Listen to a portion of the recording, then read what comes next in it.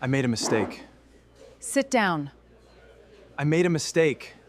What are you doing? I'm asking you to come home. The zipper gave way while Claire was still trying to pull it over the curve of her stomach. A row of silver teeth opened beneath Ethan Mercer's hand. For a second, neither of them moved. Claire stood in front of the bedroom mirror, in the blue gown she had worn to the governor's dinner the year before, one palm pressed over the split seam, the other holding the dresser for balance. 6 months of pregnancy had changed the way she occupied a room. She moved more carefully. She sat before she was tired. She had begun leaving glasses of water in strange places and forgetting them there. Ethan looked at the ruined zipper, then at the clock beside the bed. "The car is downstairs." "I know. You said it still fit." "It did 2 weeks ago." He released the fabric. The two sides fell apart. Claire watched him in the mirror. "I can wear the black one." "The black one doesn't fit either." "You haven't seen me in it." "I saw it on the chair." From the hallway came the soft roll of suitcase wheels. Claire turned too quickly and caught herself against the dresser. A housekeeper passed the open door with one of Claire's cream suitcases, eyes fixed ahead. "Why is Rosa taking that?" Ethan lifted his cuff and checked his watch again, although the time had not changed enough to matter. "Ethan, I arranged the Oak Street apartment for you." The housekeeper disappeared toward the service elevator. Claire pulled the loose sides of the gown together and stared at the empty doorway. "For tonight?" "For now." He said it in the tone he used when moving a meeting from 9 to 11. Claire's fingers tightened over the broken zipper. "Tell her to bring it back. The apartment is furnished." "I don't care if it has furniture. There's staff in the building, a driver, the hospital is 9 minutes away." She turned from the mirror. Her face had changed too, though not in any way Ethan could have measured. It was fuller around the mouth. There were faint shadows under her eyes. Her wedding ring had begun leaving a pale indentation in the swelling of her finger. "You rented me an apartment near a hospital." "I bought it last year." "That is not better." He reached for his jacket from the bed. A white place card slipped from the inside pocket and landed near Claire's bare foot. "Sabrina Lowell. Table 8. Claire did not bend to pick it up. She looked at the name, then at Ethan. "How long?" He put on the jacket. "How long has she been going to dinners in my place?" "It isn't about dinners." "Then make it about something I can understand." The service elevator chimed in the hallway. Claire's hand moved to the underside of her stomach, a small protective gesture she had started making without noticing. Ethan walked to the window, 38 floors below them. Evening traffic pressed along Wacker Drive in red and white lines. The Chicago River carried a skin of February ice close to the walls. "I don't know how to do this anymore," he said. "Do what?" "This." He motioned toward the room, the dress, her body, then seemed to realize too late that he had included all three. "Pretend nothing has changed." "I'm pregnant." "I know. You keep saying that like it's a scheduling problem. You stopped coming with me. You stopped taking care of yourself. Every time I come home, there's another appointment, another complaint, another thing I'm supposed to feel guilty for not noticing." Claire's mouth opened, but nothing came out at first. "The doctor told me not to stand for long periods." "There's always a doctor now." "Yes." She looked down at her stomach. "There is." He picked up the place card and pushed it into his pocket. "Give me 12 weeks, she said. "Let me have the baby, let me sleep, let my body belong to me again, and then we can sit somewhere without a car waiting downstairs and decide whether you still hate the sight of me." "I don't hate you." "That's generous."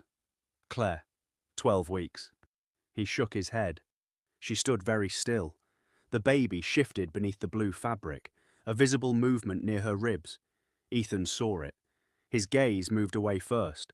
Claire unfastened the pearl earrings he had given her on their second anniversary. One slipped from her fingers, struck the edge of the dresser and rolled underneath. She watched it disappear. "I can't reach that," she said. Ethan crouched, found the pearl beside one of his shoes, and closed it in his palm. When he stood, Claire had taken his cashmere coat from the wardrobe and pulled it around the torn gown. "Keep it," she said. He was not sure whether she meant the earring, the apartment, or the marriage. At the service elevator, her suitcase stood beside a carton marked nursery in black marker. A wooden crib rail protruded from the top. Claire pressed the button with her knuckle. "You don't have to leave like this," Ethan said. She looked at him.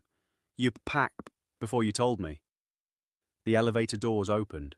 He reached for the suitcase handle, but she pulled it away. "Don't send the car," she said. "When you mean go, say go." Then she stepped inside with the suitcase and the box, the coat, hanging open over the broken dress. The doors met between them. Ethan remained in the hallway, with the pearl earring in his fist and Sabrina's name against his chest. Before we dive into the story, if you love great and interesting stories, give a like, hit that subscribe button, and turn on notifications so you never miss an upload. At table 8, Sabrina wore black silk and laughed at the mayor's joke, half a second before everyone else. She knew how rooms worked. She knew when to touch Ethan's sleeve and when to let him appear untouched. In photographs the next morning, they looked inevitable. Ethan placed the pearl in the locked drawer of his bedside table and did not tell her it was there. For the first few months, the new arrangement felt less like happiness than the absence of friction. Sabrina did not leave prenatal vitamins beside the coffee machine. She did not ask whether paint fumes from the guest room might reach the nursery. She could attend 3 dinners in a week without rubbing the small of her back or asking to go home before dessert. She moved into the penthouse after the divorce petition was filed. Her clothes arrived in garment bags labelled by season. She replaced the heavy curtains with linen panels and turned the half-finished nursery into a fitting room. The carton-marked nursery had gone with Claire, but one Crescent Moonwolf sticker remained behind a cabinet. Sabrina found it while measuring for shelves. "What is that?" she asked. "Nothing." She peeled it off with her thumbnail and stuck it to the back of her hand. "Nothing is usually flatter." He took it from her and dropped it in the wastebasket. 8 weeks after Claire left, Ethan was presenting a freight terminal expansion to 6 pension fund directors when his phone vibrated twice against the conference table. His attorney's name appeared on the screen. Ethan turned it face down. The phone vibrated again. During a pause for coffee, he called from the corridor. "Claire is at Northwestern," the attorney said. "Emergency delivery. Her counsel asks that you be notified." Ethan watched an assistant carry cups into the conference room. "Is she in danger?" "I don't have medical details." "What do they need from me?" "I think they're asking whether you're coming." A director opened the conference room door and pointed at his watch. Ethan lowered his voice. "Tell them to call if there's a decision I'm required to make." The baby was born that afternoon, 10 weeks early. A girl, Lily Grace. The next morning, a courier delivered a hospital envelope to Ethan's office. Inside was a copy of the birth record and a photograph no larger than his palm. The infant's face was nearly hidden beneath a knit cap. A clear tube crossed one cheek. Claire's thumb rested against the plastic wall of the incubator. Ethan slid the photograph back into the envelope. He placed it in the bottom drawer of his desk beneath acquisition files and a spare phone charger. Sabrina found the drawer a year later while looking for a passport. By then, she had stopped laughing early at other people's jokes. She corrected menus, drivers, hotel lighting, and the way Ethan pronounced the name of a designer she had introduced him to. She changed his barber without asking and sent back a birthday cake because the lettering leaned downhill. Her demands were not always unreasonable. That made them harder to dismiss. She wanted her name on invitations instead of being listed as a guest. She wanted him to stop taking calls during dinner. She wanted a ring that did not come with a non-disclosure agreement attached to it. She wanted proof that she had not traded 4 years of her life for a seat at someone else's table. Ethan responded the way he responded to pressure everywhere else. He added terms. He bought her a gallery space in Fulton Market, but kept the building in one of his holding companies. He proposed on a chartered boat and postponed the wedding twice. He gave her access to the penthouse, but not the safe. Each solution looked expensive and felt temporary. When she found the envelope, she carried it into the kitchen between 2 fingers. "You have a daughter." Ethan looked up from his tablet. "You know that?" "I know there was a baby. That's different from having this in your desk." She removed the photograph. Lily was one in the picture, sitting in a high chair with mashed banana in her hair. Claire's handwriting on the back read, "First tooth, hates socks." "You opened it." "It was already open." "No, it wasn't." Sabrina turned the photograph toward him. "She has your ears." She's a baby. All babies have large ears. That may be the worst thing you've ever said, and I've heard you speak to contractors. He held out his hand. Sabrina did not give him the photograph. What does Claire want? Nothing. People don't send photographs for nothing. She sends one on the birthday. Her lawyer includes it with the trust statement. You pay her. I fund my child. Sabrina's expression changed at the word my. It was small, but Ethan saw it. You never see her. That was the agreement. Whose? Everyone's? She set the photograph on the counter. You make absence sound like paperwork. He returned it to the drawer after she went upstairs. There were 2 other envelopes beneath it. He had not opened either one. The headaches came in forms no physician could treat. Sabrina announced their engagement in a magazine profile before Ethan had told his board. She fired the penthouse cook because he served Claire's old lentil soup during a snowstorm. She hired him back 2 days later and complained that he had Beckham a cold. She read Ethan's messages over his shoulder, then accused him of secrecy when he turned the screen away. At a charity dinner, she drank too much and asked one of his investors whether men who abandoned pregnant wives receive better interest rates. The investor laughed because he thought it was a joke. Ethan did not speak to Sabrina in the car. She removed her shoes and put her feet on the dashboard. You wanted someone who made you look alive, she said. I'm trying. You embarrassed me. You were embarrassed before I opened my mouth. Not everything has to become a scene. Your whole life is a scene. You just prefer to approve the lighting. The driver kept his eyes on Lakeshore Drive. At home, Sabrina went to the fitting room and shut the door. Ethan heard hangers moving for almost an hour. In the morning, the blue gown Claire had left behind lay across the kitchen island. The zipper had been repaired. I found it in the back, Sabrina said. Ethan touched the new seam. Why did you fix this? I thought I might wear it. It isn't yours. Neither was the apartment when I moved in. She folded the gown with more care than the conversation deserved. She never wore it. When Lily was 3, a thick envelope arrived from a family law office in Evanston. Ethan opened it because the word Petition was stamped across the top. Claire had remarried. Her husband, Marcus Bell, was seeking to adopt Lily. There were forms, affidavits, a home study summary, and a consent page marked with yellow tabs. Ethan read Marcus's name several times. Pediatric orthotist, no criminal record, married to Claire for 18 months, known to the child since she was 11 months old. In the attached photograph, Lily stood between Clara and a tall man in a green jacket. The man's face was turned toward Lily, not the camera. One hand rested near the back of her bicycle seat without touching it. Ethan folded the photograph inward. Sabrina found him at the dining table after midnight. What is it? He slid the first page toward her. She read in silence. Are you going to sign? I don't know. You don't see her. That doesn't mean a stranger gets to become her father. He isn't a stranger to her. He is to me. Sabrina sat across from him. She wore one of his white shirts, the sleeves rolled unavailingly. Without makeup she looked younger and more tired, neither of which she allowed photographers to capture. What happens if you don't sign? She asked. They can petition to terminate my rights, can't they? My attorney says yes. Abandonment, lack of contact. She glanced at the unopened birthday envelopes in the drawer he had left pulled out. Would they be wrong? He stood and went to the window. Behind him, paper shifted. Sabrina said, You think signing means he wins? It means I lose something? You already lost it. He turned. She did not look pleased. That unsettled him more than if she had. Don't do that, he said. Do what? Use this to punish me. I'm trying to understand the man I'm supposed to marry. You knew who I was. I knew who you were with Claire. I thought that was about Claire. He left the papers on the table overnight. In the morning, a coffee ring marked the corner of the consent page. Sabrina had gone to the gallery. Ethan signed after lunch. He did it in his office between a call about rail easements and a meeting on concrete prices. His attorney placed a finger beside each yellow tab.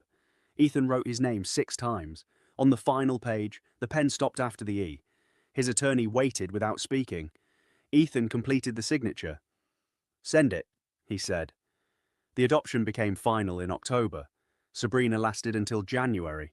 Their ending was quieter than their relationship. She packed for 3 days, labeling boxes in black marker. Art, shoes, books Ethan will claim not to have read. She left the engagement ring inside an amber bottle of aspirin on his desk. When Ethan found it, she was in the foyer wearing her coat. "So this is because I signed?" he asked. "No." "Then what?" Sabrina pressed the elevator button. "You kept waiting for me to become inconvenient enough that leaving would feel reasonable. That isn't what happened." "It is exactly what happened. I helped." She looked back toward the fitting room. "I spent 4 years trying to be impossible to replace. Do you know what that turns a person into?" The elevator opened. "I can have the gallery transferred to you," he said. She laughed once, without humor. That. You hand people property when you don't want to hand them the truth." "What truth?" "That you liked me best when I made another woman disappear." She entered the elevator. Before the doors closed, she added, "The dress is still in the kitchen closet. I never looked right in it." For the first time in years, the penthouse contained no woman and too much furniture. Ethan kept working. Mercer Infrastructure acquired 2 regional carriers and sold a warehouse portfolio at a profit large enough to appear in financial newspapers. His photograph ran beside numbers with commas in reassuring places. He attended openings, cut ribbons, shook hands, and slept badly in rooms designed by people who had never met him. He stopped eating at home after the cook resigned for good. Most afternoons, his driver took him to private clubs where the staff knew which table he preferred and which questions not to ask. On a wet Thursday in June, the club kitchen closed after a gas leak. Ethan had 40 minutes between meetings. He told the driver to stop near Randolph Street and walked into the first restaurant without a line. It was a narrow place, with green booths, a chalkboard menu and too many hanging plants. No one recognized him at the door. A hostess handed him a paper menu and pointed toward a table near the back. He took 3 steps before he saw Claire. Before we continue with the story, if you love great and interesting stories like this, give a like to the video, hit the subscribe button and turn on notifications so you never miss a new upload. Stick around till the very end and let me know in the comments, what would you have done if you were in that situation? She sat sideways in a booth, leaning over a plate of pasta. Her hair was shorter. She wore a yellow blouse with one cuff unbuttoned and one pearl earring in her left ear. In the opposite seat, a little girl arranged cherry tomatoes along the rim of her plate, from smallest to largest. Ethan stopped in the aisle. The girl had Claire's mouth. She had his habit of aligning things before touching them. He had done it with coins as a child, then pens, then buildings on a city map. Claire looked up. The fork in her hand remained suspended over the plate. Her face did not collapse or harden. She simply became still. Lily followed her gaze and turned around in the booth. Ethan had seen photographs. None had prepared him for movement. The child blinked, pushed a loose curl from her forehead, and looked at him with open impatience, because he was blocking the aisle. "Excuse me," she said. He stepped aside automatically. Claire placed the fork down. "Ethan." Hearing his name in her voice opened something he had kept braced for years. "I didn't know you were here." "We're eating lunch." "Yes." He looked at Lily again. "I can see that." The child leaned toward Claire and whispered, not quietly, "Is he from work?" "No." "School?" "No, honey." Ethan gripped the back of the empty chair at the end of the booth. "Can I sit?" Claire glanced toward the restroom hallway. "For a minute." He sat, though the chair was too low and his knees struck the underside of the table. A glass of water trembled near Lily's plate. She steadied it with both hands. "What's your name?" she asked. "Ethan." "My name is Lily Bell. I'm 4 3/4." "I know." Claire's eyes lifted sharply. Ethan corrected himself. "Your mother said Lily." "No, she didn't." Children, he discovered, did not help adults lie. Lily returned to her tomatoes. "I'm almost 5. Ethan looked at Claire. "You look well." "Don't." "I only meant—" "I know what you meant." The waitress arrived with a basket of bread and sensed the wrong shape of the table. She set it down without asking whether Ethan wanted anything. Claire buttered a piece for Lily. Her hand was steady. "How long are you in the city?" Ethan asked. "We live here. The papers said Evanston. We moved. You could have told me." Claire looked at him then, fully. Why? He had no answer that did not accuse her of obeying the distance he had demanded. Lily held up a tomato. This one looks like a heart. It does, Claire said.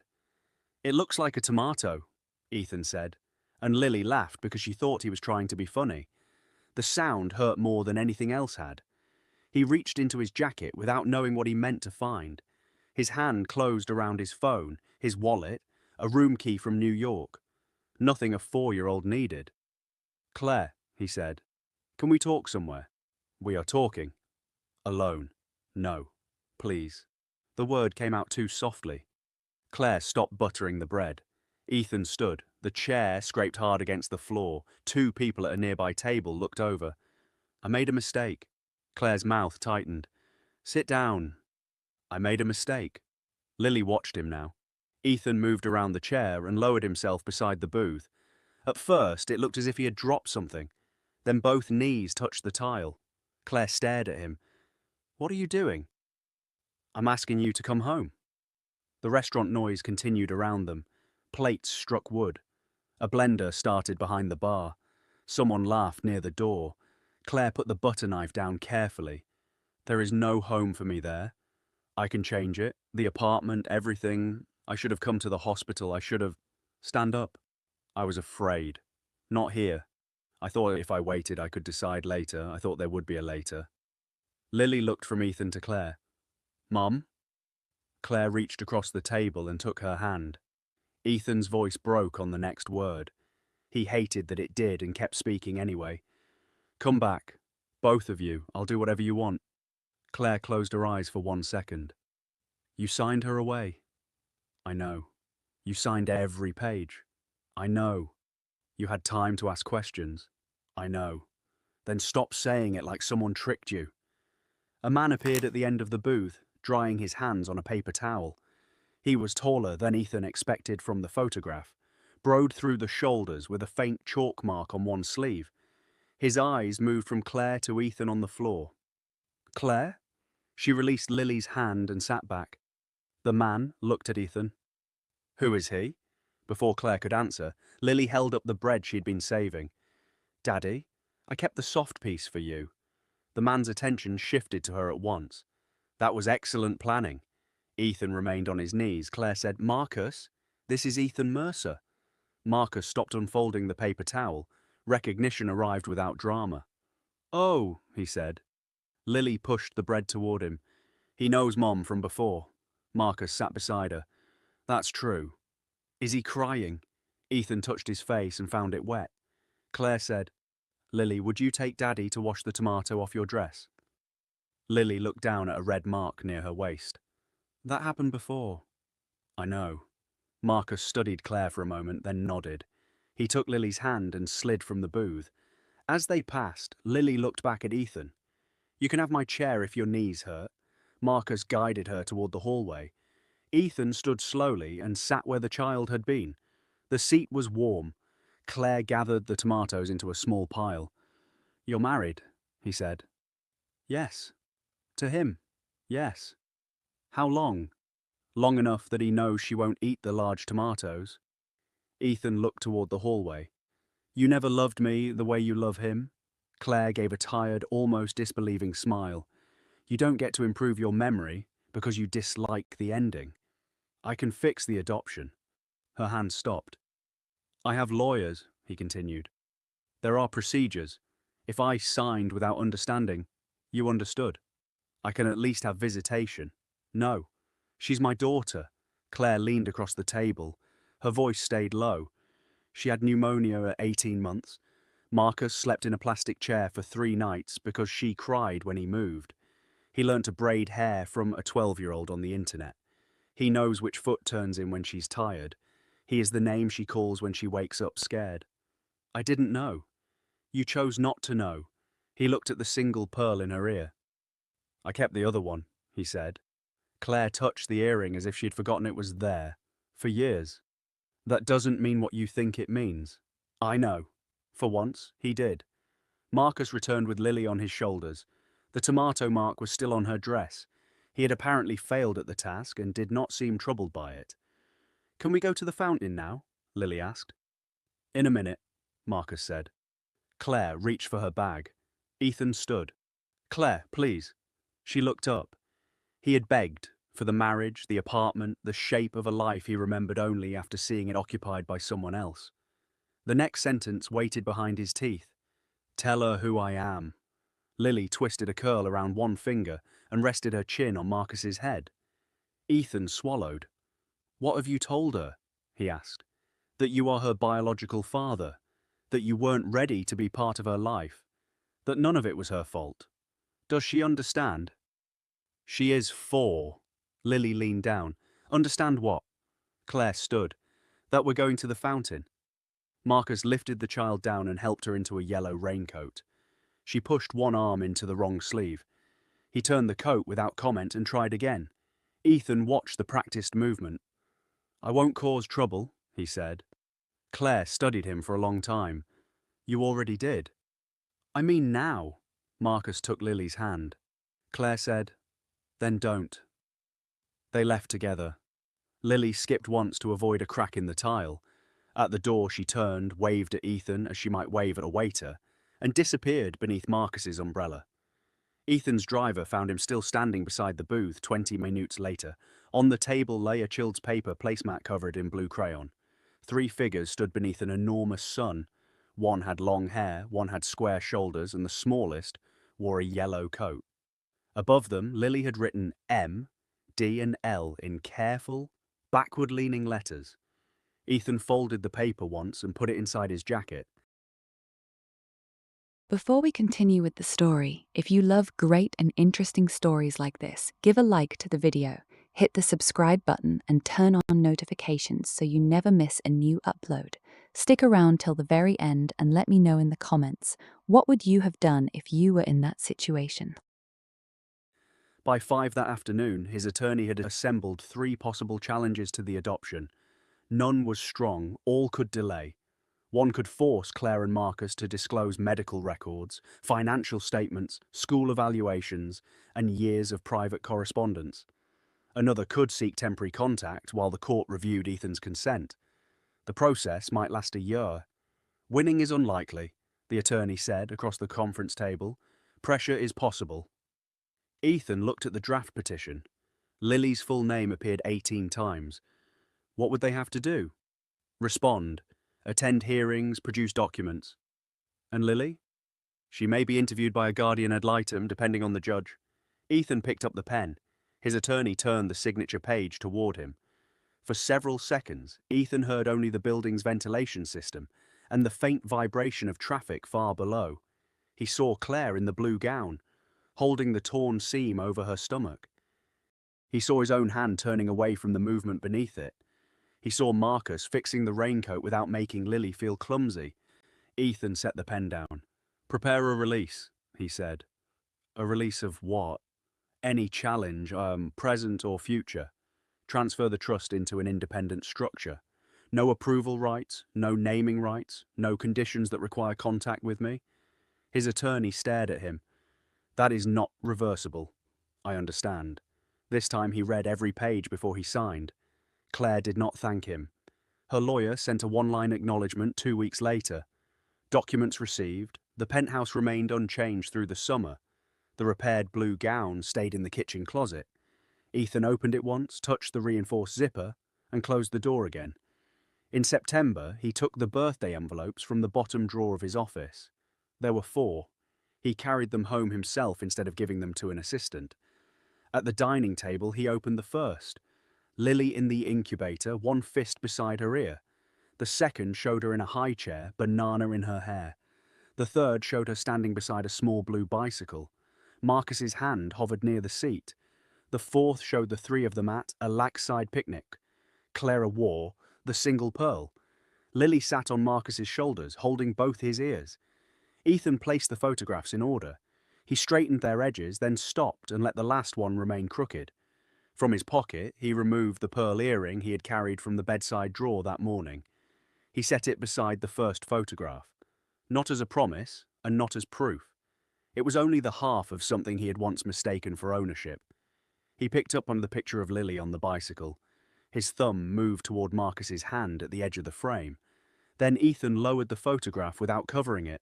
He left the photograph on the table until morning. For the next several months, Ethan lived alone among rooms that still suggested departures. Sabrina's fitting room remained empty, except for pale rectangles on the shelves where her boxes had protected the wood from dust. The cook's copper pans hung above the kitchen island, polished by a cleaning staff that never used them. In the guest bathroom, a wrapped bar of soap stayed dry long enough for its paper seam to lift. Ethan returned from work after 10, loosened his tie, and ate whatever had been placed beneath the glass cover into the refrigerator. Sometimes he stood at the counter, sometimes he carried the plate to the dining table and sat beside the photographs. He stopped arranging them in order. Instead, he moved one picture at a time. Lily in the incubator went into the drawer. Lily, with banana in her hair, remained beside his plate. The lakeside photograph spent 3 weeks face down. He told himself this had nothing to do with Marcus. Then he opened the picture again and found Marcus where he had always been, beneath Lily, holding both her ankles while she covered his ears with her hands. Ethan enlarged the photograph on his phone. Marcus wore a plain watch with a fabric band. There was a small white scar near his jaw. His smile showed more gum on one side than the other.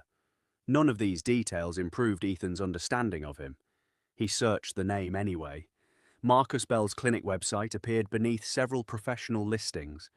The photographs showed foam molds, plastic braces, shelves of children's shoes, and Marcus kneeling beside a boy whose right leg ended below the knee. In one image, Marcus held a roll of purple casting tape between his teeth while fastening a strap. The clinic occupied the first floor of a converted warehouse near Ravenswood. Its hours were posted beside the address. Ethan closed the page. 2 nights later, he opened it again. He began driving himself on Thursdays. His driver believed Ethan wanted privacy after board meetings and did not ask why the car's mileage sometimes increased by 26 miles overnight. The first time Ethan parked across from the clinic, Marcus came out carrying 2 flattened cardboard boxes. He wore a green jacket, the same one from the adoption photograph. He struggled to fit the boxes into a recycling bin, folded one again, then stopped to hold the door for a woman pushing a stroller. Ethan watched until Marcus went back inside. On another evening, Claire arrived with Lily. Lily ran toward Marcus with one shoelace untied. Marcus crouched before she reached him, caught her around the waist and lifted her, high enough that both yellow boots left the pavement. Claire said something from beside the car. Marcus lowered Lily and looked at Claire. Whatever she had said made him laugh.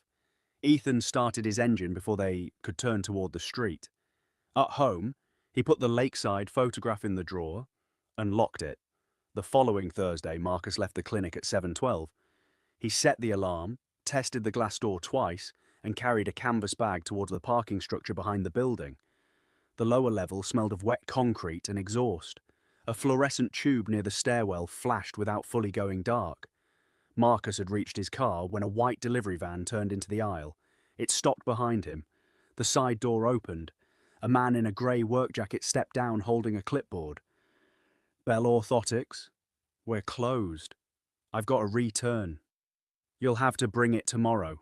The man looked at the label. It says temperature sensitive. We don't order anything temperature sensitive. Behind Marcus, shoes crossed the concrete. He turned in time to see a second man. The clipboard struck the side of his head. Marcus fell against the car door. His keys slid beneath the vehicle. Someone caught his left arm before he reached the floor.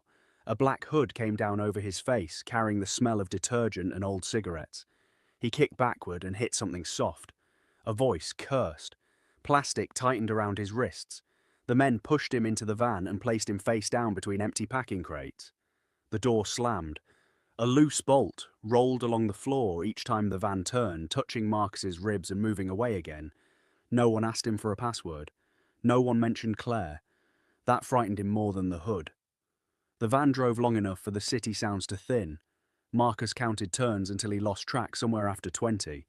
When the vehicle stopped, the men lifted him beneath the arms and walked him across gravel. Cold air touched the gap between his shirt and trousers.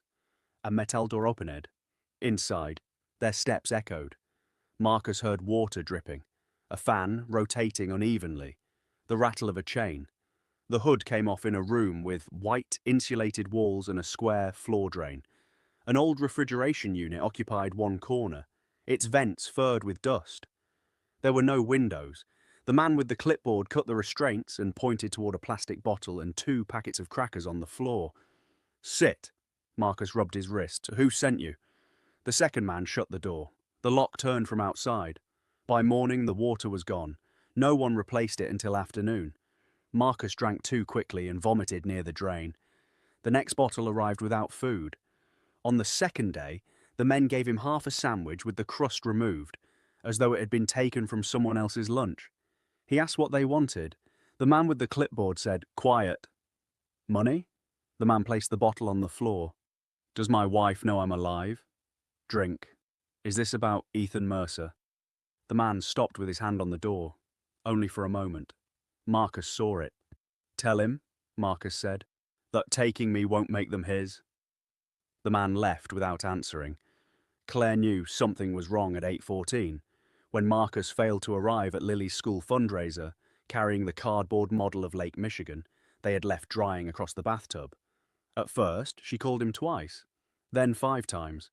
Lily stood beside the refreshment table, wearing a paper name tag and holding a cup of fruit punch with both hands. "Daddy said he was bringing the lake." "I know." "Maybe it broke." "Maybe."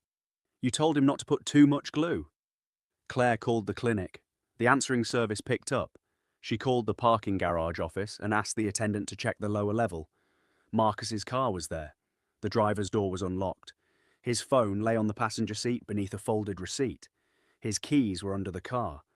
By 9:30, police tape crossed the entrance to the parking aisle. Claire sat in the back of an unmarked sedan, with Lily asleep against her side. A detective asked whether Marcus had enemies. No. Financial trouble? No. Patients who complained? Former employees? No. Anyone who might want leverage against you? Claire looked through the windshield at Marcus's car. The fluorescent light above it continued to flash. "Yes," she said. "Ethan learned about the disappearance during a quarterly review. A muted television hung at the far end of the conference room, usually tuned into a financial channel no one watched. During a presentation on bridge repair margins, the screen changed to a photograph of Marcus. The caption beneath it read, 'Local father missing. Police investigate possible abduction.'" Ethan lifted the remote and increased the volume. A reporter stood outside the Ravenswood parking structure. Behind her, officers moved beneath portable lights. "Mr. Mercer?" the chief financial officer said. Ethan lowered the volume again. "Continue." The next slide showed concrete overruns in Wisconsin. Ethan asked 3 questions, rejected a proposed delay, and requested revised figures by morning. When the meeting ended, everyone left except him. The television displayed Claire walking from the police station with one hand over Lily's face. A reporter shouted whether the family had received a ransom demand. Claire entered a waiting car without responding. Ethan watched until the broadcast moved to weather. Then he took the lakeside photograph from the inner pocket of his jacket and placed it on the conference table. He had begun carrying it again 3 days earlier. The investigation reached his office the following afternoon. 2 detectives and a federal agent arrived without uniforms. Ethan received them in a smaller conference room overlooking the river. His attorney sat beside him with a yellow legal pad and no visible concern. The older detective placed a recorder between the water glasses. "You understand this is voluntary?" "I do." "You can end the interview whenever you wish." "I understand." "When did you last see Marcus Bell?" "At a restaurant in June." "You didn't see him after that?" "No." "Call him?" "No." "Contact him through anyone else?" "No." The detective opened a folder. "You challenged his adoption of your biological daughter." "I considered challenging it." "You hired attorneys." "I asked them to examine my options." "You had a petition prepared." "I did not file it." "Why not?" Ethan looked at the folder rather than the detective. "Because the process would have harmed Lily." The federal agent leaned forward. "And you accepted Mr. Bell as her father?" Ethan's attorney moved his pen once across the paper. Ethan said, "Acceptance is not a legal requirement." The detective waited. Ethan added, "I accepted the adoption." "Those are different answers." "They are different questions." The detective slid a photograph across the table. It showed Marcus's car in the garage. Where were you Thursday between 6 and 9? At a dinner for the Great Lakes Transit Council. Who saw you? Approximately 140 people. You left at 8:20. I returned to my office. Alone? My security system records entry. My assistant spoke with me at 8:43. The garage camera shows my car leaving after 10. Who was driving? I was. The agent studied him. Mrs. Bell believes you may be involved. Claire has reason not to trust me. That doesn't answer whether she's right. No. No, it doesn't answer. No, she isn't right. His attorney looked up. The older detective removed a second sheet. Have you recently driven near Bell Orthotics? Ethan's fingers stopped against the water glass. The question had been prepared to watch him react. He understood that before the silence became long enough to belong to them. Yes? How recently? Several times. Why? I wanted to see him. You said you last saw him in June. I watched the building from my car. I did not speak with him. His attorney placed the pen down. We should take a moment. Ethan did not look away from the detective. Did Mr. Bell see you? No. Did Mrs. Bell? I don't believe so. Why watch the clinic? Ethan adjusted the edge of the coaster beneath his glass. I was curious. About the man raising your daughter? Yes. Jealous? His attorney said, Detective. Ethan lifted one hand. Yes. The word changed the room less than he expected. The agent asked, Jealous enough to want him gone? I wanted his life. The attorney turned sharply toward him. Ethan continued before anyone could interrupt. That is not the same as wanting him harmed. The detective leaned back. It can become the same. Then you should investigate it. They did. They examined the penthouse security logs, traffic cameras, the office garage, Ethan's known accounts, his recent calls, and the movements of 3 company vehicles assigned to him. Investigators interviewed his driver, his assistant, his building staff, and the transit executives who had attended the dinner. At 8:22 on the night Marcus disappeared, Ethan appeared on hotel security footage, shaking hands beside a model suspension bridge.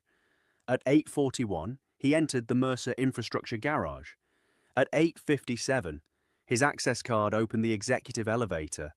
He remained in the building until 10:16. The white delivery van had been stolen 2 days earlier in Cicero. It was found burned near an industrial strip south of Gary. No useful prints survived. No ransom demand came.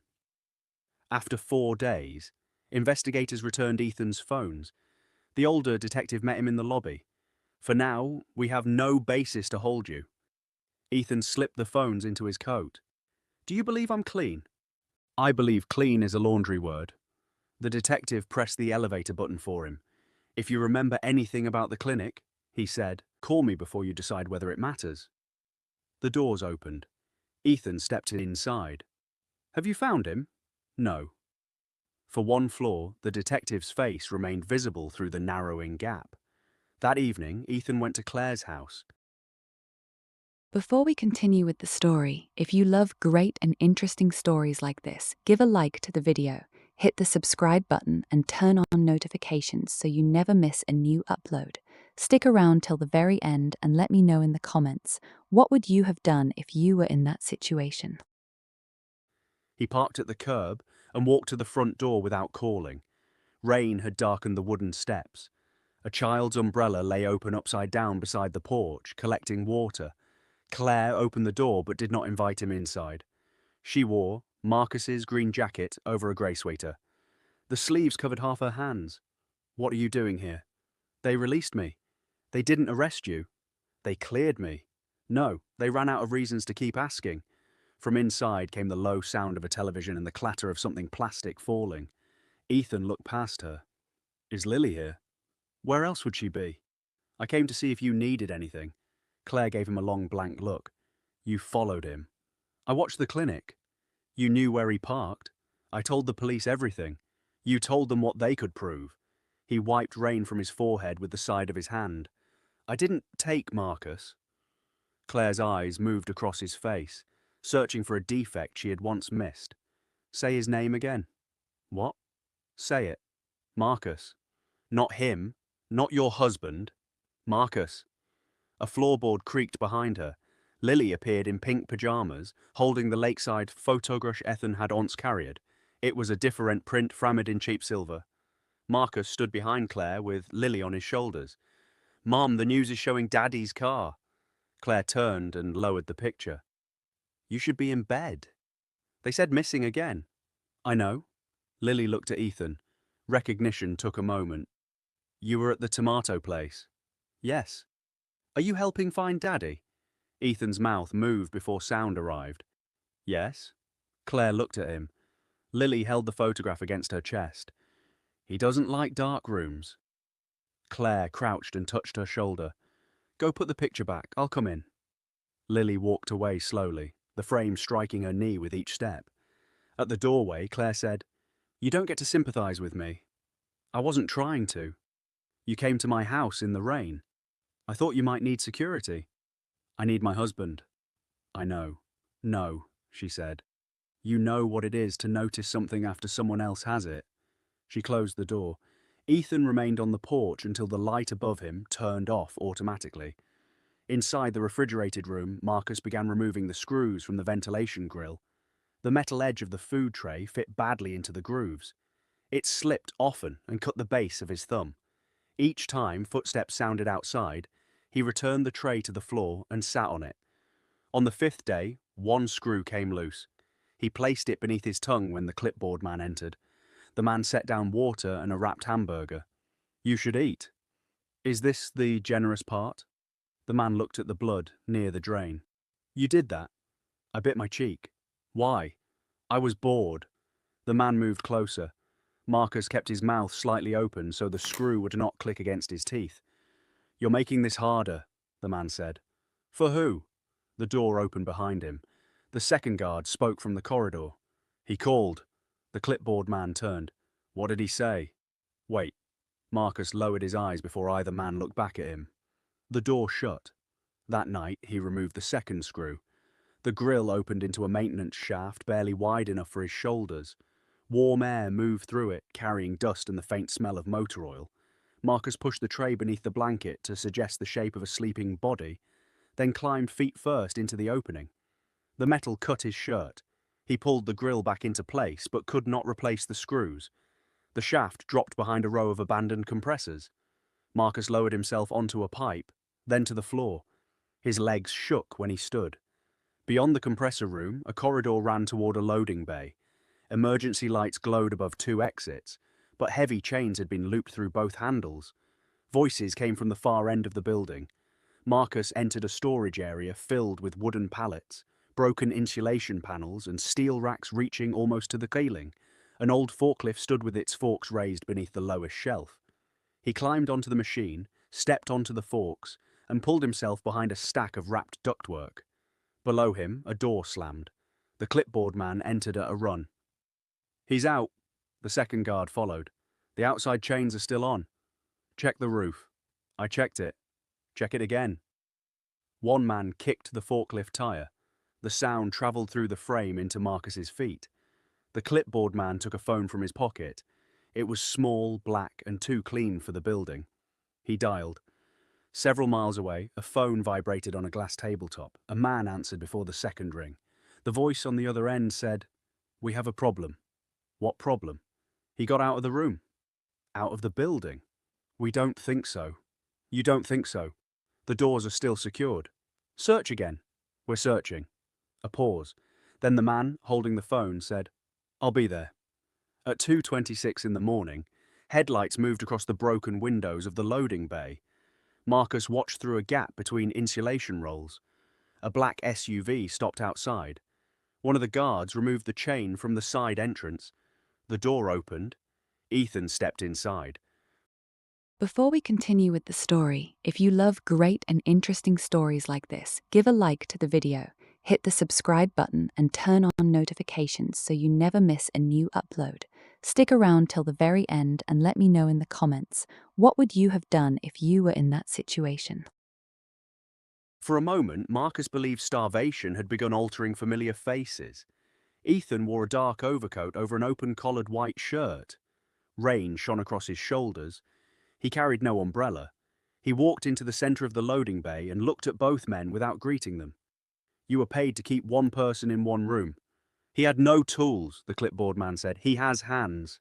We checked him. You checked his pockets. Marcus pressed one palm over his mouth. Ethan looked toward the dark racks. His gaze passed beneath the place where Marcus lay hidden. How long has he been out? Less than 20 minutes. You waited 20 minutes to call me. We wanted to find him first and explain it afterward. The second guard pointed toward the chained doors. He's here. Ethan removed his coat and placed it across a crate, then stopped standing together. The men separated. Ethan entered the refrigeration room. He came back carrying the loosened grill screw between his fingers. Marcus saw the pearl cufflinks at his wrists. Claire had bought them during the first year of their marriage. Ethan had worn them in photographs beside governors, donors, and buildings, with his name on temporary signs. One guard asked, "What do we do when we find him?" "When," Ethan said, "not if." "I mean after." Ethan looked at the screw. "He was supposed to remain here until I decided." "Decided what?" "Whether he understood the warning." "What warning? Nobody told him anything." "That was not your concern." The clipboard man stepped closer. "You said no permanent damage." "I said I didn't want him injured." "He's injured." Ethan looked toward the smear of blood on the floor. "Then find him before that becomes difficult to explain." The second guard glanced at the door. "And if he saw you come in?" Ethan did not answer immediately. Marcus felt the rack vibrate beneath him. His left leg had begun to tremble. Ethan slipped the screw into his pocket. "He doesn't leave this building," he said. One of the men moved toward the racks. Marcus lowered his face against the plastic wrapping. A flashlight swept beneath him, tracing the forklift, the concrete, the lower pallets. Dust lifted in the beam. The guard climbed onto the first crossbar and pulled at the insulation. From the compressor room came a metallic crash. The clipboard man shouted, "Back there!" The guard dropped down and ran toward the sound. A loose panel had fallen from the shaft Marcus had opened. For once, the building's decay helped him without being asked. Ethan followed the men. Marcus waited until their lights disappeared. Then he slid from the rack. His foot missed the forklift fork. He struck the concrete on one knee and nearly cried out. The side entrance remained open, but Ethan stood somewhere beyond the corridor leading to it. Marcus moved in the opposite direction. Behind the storage racks, a narrow service door opened onto a stairwell. The upper flight ended at a roof hatch secured by a rusted sliding bolt. Marcus pushed it with both hands. It did not move. Below, Ethan called his name, not loudly. "Marcus." The sound travelled up the stairwell. Marcus pushed again. Rust broke beneath his palm. The bolt shifted half an inch. "Marcus," Ethan said, "you're making this worse." The ordinary tone frightened him more than shouting would have. Marcus braced one foot against the wall and forced the bolt back. The roof hatch lifted into rain. He climbed out and lowered it behind him. The neighbouring building stood 6 feet away across a narrow service alley. Its roof was lower by nearly 1 story. A metal drainage pipe ran down the wall between them. Marcus looked behind him. The roof hatch shook once. He stepped onto the parapet. The gap below contained broken glass, black water, and a shopping cart on its side. The hatch opened. Marcus jumped. He struck the lower roof on his chest and slid toward the edge. His fingers caught the gravel lip. One shoe fell into the alley. "Marcus." He heard his name. Marcus pulled himself up. He stood on one foot, rain running into his eyes. He turned and limped across the roof. He descended a fire escape, crossed 2 fenced lots, and followed a rail line until the industrial buildings gave way to houses with dark porches. Before dawn, a bakery truck driver found him walking beside Calumet Avenue without a coat or one shoe. Marcus refused the hospital. He gave Claire's address. At 5:12, someone knocked on the Bell House front door. Claire came downstairs holding a fireplace poker. She opened the door against the security chain. Marcus stood beneath the porch light. His face was bruised. Blood had dried down one side of his neck. A stranger waited beside a delivery truck at the curb. Claire closed the door, removed the chain, and opened it again. Marcus stepped inside. She touched his chest, his face, both shoulders, as though he had arrived in pieces that required counting. Lily? Asleep. He nodded. Claire tried to say something else and covered her mouth instead. Marcus leaned against the wall. He did it. She looked up. Ethan! The fireplace poker slipped from her hand and struck the floor. Lily appeared at the top of the stairs before either of them heard her door open.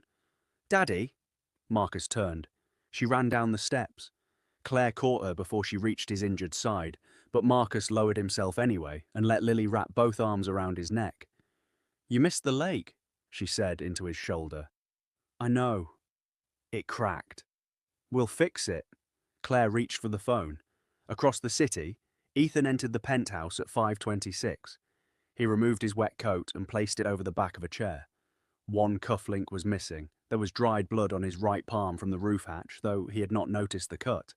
He washed his hands. Then he opened the locked bedside drawer. The pearl earring lay beside an expired passport, and the engagement ring Sabrina had left in the aspirin bottle. Ethan took the passport, not the ring. From the dining table, he collected the lakeside photograph. He stood with it in his hand while the sky lightened over the river. The investigation had cleared him once. His office records remained intact. The guards did not know his real name, only the private number and the man who had arranged payment through 3 companies. The building belonged to a dissolved refrigeration supplier, whose debt Mercer Infrastructure had purchased years before through a subsidiary no longer carrying the Mercer name. Marcus might not have seen him. The roof had been dark. Rain had covered distance. Fear changed faces. Ethan set the photograph down. Then he picked it up again. He took a canvas bag from the back of his wardrobe. It had been packed for 7 years. Cash, 2 phones, medication, a passport in another name that should not have existed and did because enough people had been paid to treat paperwork as a flexible material. At 5:41, the older detective received Claire's call. At 5:44, he called the federal agent. At 5:48, a patrol unit was sent toward Ethan's penthouse while warrants were prepared. At 5:52, Ethan drove out of the private garage in a grey maintenance vehicle, registered to the building. He wore a contractor's jacket and left his own car in its assigned space. The patrol officers arrived at 6:07. The penthouse door stood unlocked. On the dining table, 4 birthday photographs lay scattered rather than aligned. The first 3 remained. The lakeside photograph was gone. By the time the investigators reached the executive airfield outside the city, Ethan's aircraft had been empty for hours. It had been positioned there to make his departure look obvious. A fuel receipt led them west. A highway camera found the maintenance vehicle near DeKalb. Another recorded it entering a truck stop before sunrise. It never appeared leaving. Behind the truck stop, investigators found the contractor's jacket folded inside a waste bin. One pearl cufflink rested in the pocket. No one saw Ethan board the long-distance coach that stopped on the frontage road 6 minutes later. The driver remembered a quiet man carrying a canvas bag and an old photograph inside a clear plastic sleeve. By noon, Marcus sat beneath hospital lights while a detective placed images of Ethan on the table. He touched the correct photograph without hesitation. Claire stood beside the window with Lily asleep across 2 chairs, her yellow raincoat folded beneath her head. How sure are you? The detective asked. Marcus looked at Claire before answering. Sure enough that he ran. Hundreds of miles away, Ethan stepped off the coach at a station where no one used his name. He waited until the other passengers had gone, then opened the clear sleeve. In the photograph, Lily sat on Marcus's shoulders beneath the wide lakeside sky. Ethan's thumb rested near Marcus's hand but did not cover it. A second coach pulled in. Ethan placed the photograph back inside his coat and joined the line before anyone could begin looking for him there. Let me know your thoughts in the comments below. If you enjoyed this story and want more like it, hit the like button, subscribe, and turn on notifications so you never miss the next video.